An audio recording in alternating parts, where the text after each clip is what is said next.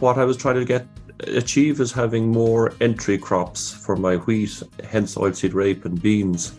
Definitely there's a yield benefit of doing that, and I find there's less cost too. You don't have different disease pressures and things like that. Tillage farming is the most efficient sector in terms of CO2 emissions, but there are still a number of areas where every tillage farmer can do to reduce this further. You are listening to the latest episode of the Tillage Edge with me, Michael Hennessy. We would really appreciate it if you could listen, follow, and give us a review on Apple or Spotify or wherever you get your podcast from. Today, I'm delighted to be joined by Darren Allen, a farmer in Cork who's part of the Signpost Farm programme, and his advisor, Ciara O'Donovan, to chat about the steps Darren is taking to reduce the farm's impact on the environment around him. Darren, can I come to you first? Darren, can you outline the farm structure in terms of owned and leased land and what sort of major crops you have and the rotation on your farm? Down at Ballymaloe there, I'm the third generation farmer here on our land. We're based there in East Cork. The land is of one block, but it's well serviced and broken up by local roads. Our current crop rotations are oilseed rape, wheat, spring barley, beans, wheat, spring barley. That's where we've kind of moved to. In the past there have been many different types of rotations. We were continuous winter wheat there for a number of years, but our yields started to decline. We were down to maybe 3 tonne an acre. Previous to that, we would have been potatoes, beet, sheep, wheat, but compaction became a big problem in that sort of a rotation. Hence where we've ended up today, where we probably come from a oilseed rape, wheat, barley, and we've included beans in our rotation the last number of years, and I'm seeing huge benefits just what they're doing to the soil and different things like that. Okay, so in terms of your soil, Darren, is it you were in winter wheat from what you're saying, and now you're doing a bit of beans? Is it relatively heavy or light ground, or do you have a mix? The land here, the soil is clay over limestone. So we certainly suffer a little bit from waterlogging. It's probably my biggest yield robber. We do a lot of drainage work, and we're doing a little often on that process there. I inherited good P's and K's in the land from my father that we've been topping up for the last number of years with pig slurries. Mostly P's and K's are index 3s and 4s. It's good sort of winter cropping land. Okay, and your establishment system that you're using on that, Darren, is it a plough-based system, or are you doing a bit of a mix of bits and pieces? Historically, we've been all plough-based, and the last number of years I've been sort of tinkering with different systems. Strip till is a technique that I can get my local contractors to do for me, so I've been kind of entering down that road just a little bit. Okay.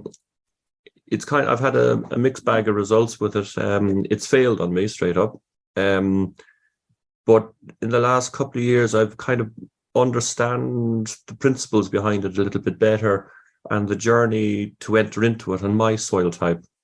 What I'm finding is a cover crop followed by beans, let it regenerate, and then I'm going into with wheats and hope to follow that with spring barleys and things like that. That's what we've done this year, and it's looking very, very good. Okay, so it's a mix of trying to get the rotation, the following crops right. So it's the whole bag rather than just a technique of doing something in a particular year to establish a crop.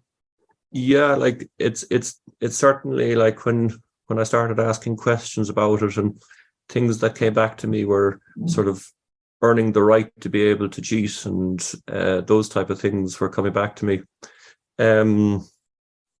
But I suppose the motivation behind it was really a way of me reducing my growing costs for all my crops. I just feel, particularly last year, where our inputs were just so expensive, if anything were to go wrong, like the price dropping at the moment, your neck is so far out, it could catch you on a bad year, if you like, and I was just worried about that.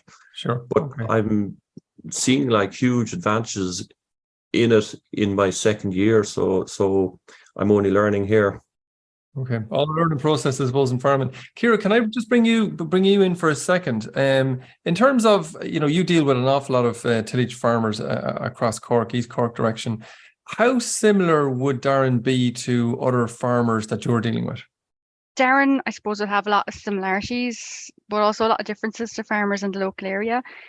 Where his farm is like the saucer. He kind of is in a very low-lying area, so he'd have predominantly the heavier type of soil.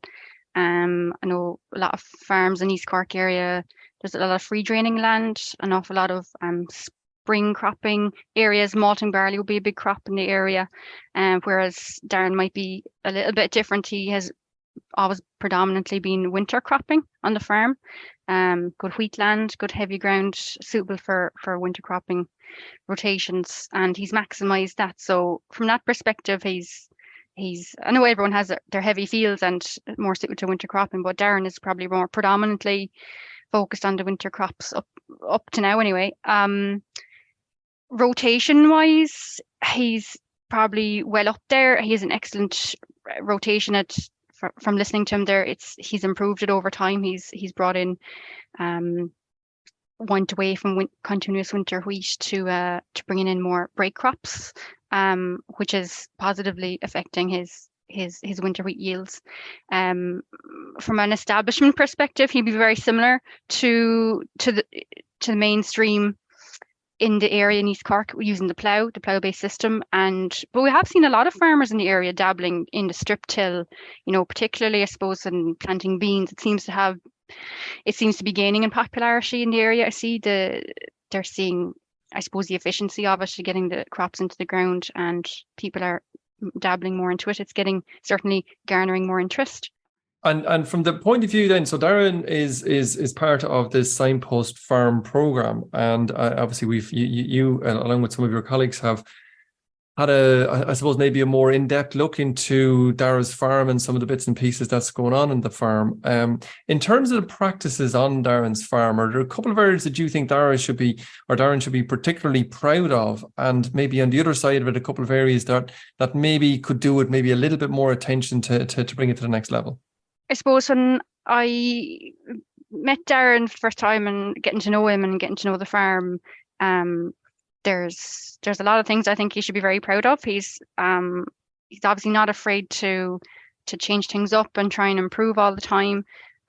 Diversification, kind of innovation is a big part of his farm. Trying to incorporate more premium crops and improve yields. He's constantly striving for improvement, which is great to see. He's willing to change and try things, and I think the soil fertility on the farm is, in comparison to national average figures, and also, amongst tillage farmers in the area, his soil fertility is really excellent. It's something he's minded over time, and he's trying to optimize it. His P's and K's are obviously really good, and the lime is a big one as well. He's really on top of that. Is there an area or two that you think that there's maybe a little room for improvement in? Like every farmer, I suppose, trying to make the improvements in, nutrient use efficiency, and I suppose getting costs under control, or maybe not trying to bring in more organic manures maybe into the mix. And I think over time Darren has looked into incorporating a little bit more. He's doing well. It's what I'm getting from you. There's a lot of good things on the farm, which is always great. So Darren, I might just bring you back in there at the moment. I'm curious. I suppose you talked about your rotation along the way. You changed from, you had a very varied mix of crops in there with sugar beet and potatoes you mentioned there. Then you switched into maybe more predominantly winter crops, and now you're back in towards more spring crops. Was there any crops there that you said just really wasn't working on your farm and you needed to change it up, and maybe thinking about that switch back into some more spring crops? How did that all evolve? I suppose when we lost the sugar beet industry, it probably took about 4 years for my land just to recover after it. I remember talking to a neighbour saying, I've got ditch crops now, which was a big thing on my type of land. We then went down a kind of a route of predominantly winter crops of oilseed rape, wheat and winter barleys and things like that. I suppose what I was trying to achieve is having more entry crops for my wheat, hence oilseed rape and beans. Definitely there's a yield a benefit of doing that. And I find there's less cost too. You don't have different disease pressures and things like that. Winter barley, whenever I looked at my cost analysis at the end of the year, was always the weaker crop on my farm. And we got a contract there for malting barley, which has improved that. Also, I'm kind of finding having the spring crops, it allows me to put in cover crops and get a decent stand on that. And it breaks up the whole weed pressure of I can use different chemicals to control my weeds, finding it quite beneficial. And have you changed a little then away from oilseed rape back into some more beans? Is that something that consciously you've done, or is just evolved because of various different pressures on the farm? The main driver in beans was originally kind of to get another first wheat into my land rotation and reduce my every 4 years down to 3 years. The beans also have the advantages there's very little fertilizer required for them, so they keep my costs down on the farm. And I find that what they're doing for the soil is just fantastic. And I find them kind of like they've been good to me the last couple of years. And I was slow to get into them originally, but I'm beginning to appreciate them. And is that winter or spring, Darren, that you're putting in? Winter beans, we're planting them just as soon as we can after Christmas, really. Okay. So as soon as you can get them. And by a strip till method, is it, Darren? We've done that the last 2 years. I've ploughed them before that. I find the strip till, they work perfectly. And they do great. That combination does great for my soil. Okay. And in terms of, you've talked a good bit about soil and soil health and trying to improve that. The straw chopping scheme was out there. Did you avail of that at all in terms of trying to add a bit more organic manure back into the soil? I did avail of the straw chopping scheme there last year. I actually, with my rotation where I'm following oilseed rape after spring barley, the timeline is very tight. So it has allowed me to, let's say, cut my corn, my barley, and I was able to put out pig slurry on top of that and plough it straight down and have my next crop in the ground with quite a quick turnaround. So it's hugely beneficial for me there. I think my plan now for next year is to do as much straw chopping as I possibly can. It's a little bit in competition with me because I have a biomass boiler where I'm also looking for straw. So we're trying to get our head around the best way to move forward in that. Ciara, can I bring you back in there again, just in terms of Darren's overall system? And obviously you're involved quite a bit with Darren and how he grows his crops. How would you describe Darren's system? Is it a medium or a high input type of system? And I suppose just thinking of that, fertilizer is certainly one of the biggest ends of that cost. Do you think there's a bit more maneuver there to optimize the use of that fertilizers? It's what the crop needs. I think he works really closely with ourselves and with his local agronomist and Dairy Gold, and it's more of a prescriptive approach. I suppose it's not getting the same treatment just because that's what was done. They're very much in tune with, walking crops. Like IPM, integrated pest management, is a huge focus on the farm. The rotation is a big part of it in terms of flexibility around rates of nitrogen use and cutting down the inputs overall on the farm, incorporating those crops that need less fertilizers, obviously going to help not only from financially but also just rates of chemical fertilizer on the farm, and giving that break for the first wheats. Using, I suppose, the organic manures like the pig slurry, the straw chopping as well, adding a lot of potash and carbon into the soil will help the fertility of the soil and the tilt of it, and that will most definitely help to add nutrients to the soil.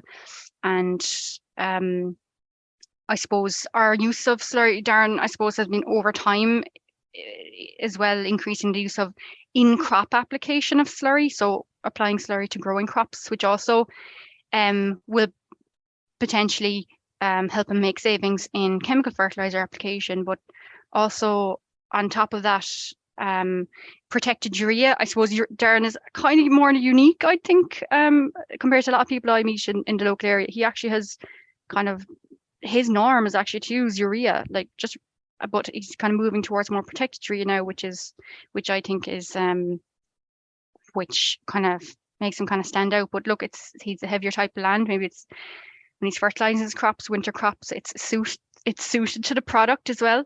But also going the extra step now, maybe with the protected urea, and kind of to help him, make savings and just maximize the nutrient use efficiency of nitrogen in the system through the protection urea and the in-crop application of slurry. So more of the nitrogen goes into the crop rather than, just getting value out of the P and K in slurry. More of we can get more value out of the nitrogen in it, all in conjunction with his soil tests and his nutrient management plan on the farm, of course. Darren, can I bring you in on that just in terms of Ciara's point there in terms of your use of urea? You've been using urea for a long number of years now, which probably may be slightly different to other farmers. What brought you around to that decision in terms of the use of urea like that? I suppose, to be honest about it, it was a costing. There was a substantial cost over my farm in using urea over CAN. It would always be urea with sulfur I would have spread. Very little beyond that, really. And you had no problem at all then in terms of the application of it, in terms of the evenness over the tram lines and that kind of thing. You were able to work pretty well with it. There was a learning curve with it, but currently I'm spreading urea over 25 meters tram lines, and you've got to watch it. You got to be on top of it. Machine has to be set right, has to be not windy. But I feel now we're doing quite a good job on that. Very good. Ciara, can I bring you back and we're talking about the environmental kind of bits here. Are there a couple of things on Darren's farm where he should be particularly happy in terms of how he's managing his farm in terms of the environment around it? And maybe is there one or two things which you've noticed, maybe, I don't know, water flow or maybe something like that, how he's treating hedges, maybe, I don't know, in terms of, is there other changes that maybe could be made incrementally to maybe improve that over time? So on Darren's farm, I suppose something that really strikes you when you're on the farm is actually he has a lot of, areas on the farm that I know we're kind of learning them more. They're called space for nature these days, but, kind of without even realizing it, he's created a kind of lot of riparian zones to try and capture, sediment and runoff from soil before it gets into water. Just with the nature of the heavy land and the direction of water flow, the areas of the farm may be very difficult to work, but he has kind of let nature take its course in a way, and he has these huge biodiversity havens on the farm that he's created in terms of grass, but also being an active participant in environmental schemes in the past, providing bird cover, management of hedges, margins, catch crops for capturing nutrients, post-harvest, things like that. He's really making incremental improvements. And actually this year again, I think he's really stepping up even further improvements with acceptance into the NPWS, the National Parks and Wildlife Scheme, which will actually go a step further again into kind of helping to protect water in the area. I think he's made great strides. And in terms of IPM measures, I suppose he's very on top of that, trying to just use pesticides where necessary, trying to cut down by using rotation, and also, disking post-harvest to try and, rolling for slugs, and the greenhouse gas emissions, using low emission slurry spreading techniques for applying the pig slurry, and the protected urea, of course. So water is a big thing on the farm. It's quite heavy, and being in a kind of the bottom of a saucer in the area, there is water pressure from agriculture in the area, but and it being, I suppose, what it causes its big issues is down in the sea. But Darren is doing little bits of drainage work, and he's really focused on water. He could probably write a book on water and how it moves through his farm, but the focus is trying to get it through the farm in and out again in a clean state as possible. And the best way we can try and do that is to filter it down through the soil and have good soil tilt, solve any compaction issues, and try and because if you have brown water or nutrients, that's nutrients you've paid for, and that's a loss in the system. But I know we're talking about it with Darren before, that's the juice of the plants that makes the plants grow. So the farmers should be concerned about losing nutrients out of the farm through the water, because it's all it's affecting the efficiency and the profitability on a farm, as well as affecting the environment. But on another note as well, just the point in terms of like his family have a huge interest in bird life, and there's lots of trees and havens for wildlife on the farm, which they maximize, which I think is fantastic and a good example for farmers. And I wish when farmers come to the farm at different events that they see these. It makes the aesthetics of the farm. It's a really beautiful place to work and to farm. Well, Darren, that was about the best endorsement I've ever heard in terms of a farm and the environment. Fair dues is brilliant. So, Ciara, that's brilliant. Darren, can I just ask you, maybe just from the point of view in terms of all that glowing praise there, is there one or two things that you are trying to maybe incrementally improve on that you've kind of targeted over the next couple of years to kind of say, right, I'm going to go after that bit and that's really going to help the environment on my farm? I suppose it's a whole systems approach, really. I suppose there's a lot of decisions that I make on my farm have got environmental benefits, but they might be a cost benefit as well. Where can I say that? I haven't used much insecticide on my crops for the last number of years. I've just sort of dropped it out. I was very lucky not to have a barley in last year where it was a real problem. As Ciara was saying there, I'm on a real journey, and I kind of have been on a journey for a while to minimize water flowing out over my land into rivers and things like that. Sure. And she's completely correct in saying that it's quite a big P and N robber off the land. Never mind what it does to the river downstream of us. We've done things like fencing off wet corners and planting up with trees on land that's just not producing.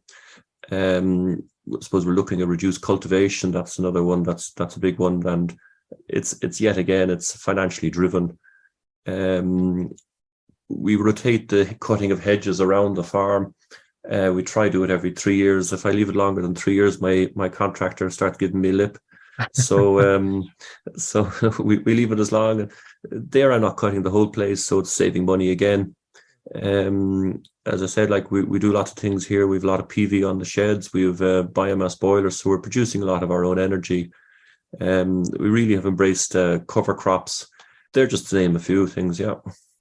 Well, Darren, that's a ringing endorsement in terms of all of the bits and pieces, the elements that where any tillage farmer can look at in terms of trying to improve their environment. And it's brilliant that you're a part of the Signpost Farm program, because I really do hope that anybody listening to this podcast will make time to visit your farm. And we've had a number of open days already on your farm. We'll have many more to come.